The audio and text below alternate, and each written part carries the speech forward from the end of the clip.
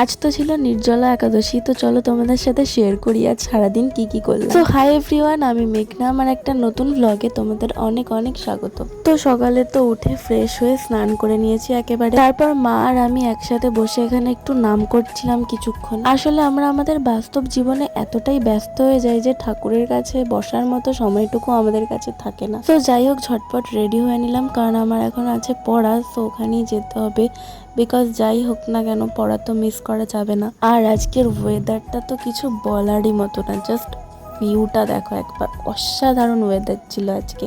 সারা দিনটাই খুবই ভালোভাবে কেটেছে। পরে যখন বাড়ি আসছিলাম তখন তো বৃষ্টি হচ্ছিল না, বাট বাড়ি এসে দেখি জমিয়ে বৃষ্টি নেমেছে।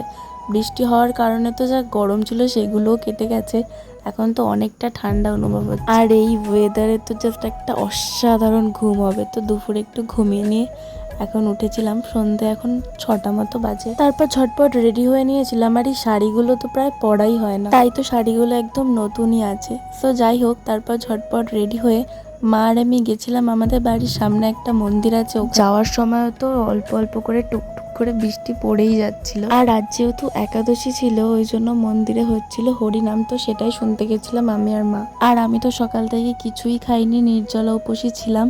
আর মন্দির থেকে বাড়ি আসার সময় প্রসাদ নিয়ে বাড়ি চলে এসেছিলাম। তো আজকের দিনটা তো আমার এভাবেই কেটেছে। তোমাদের কার কার কিরকম কাটলো অবশ্যই একটা কমেন্টে জানিও। বাই।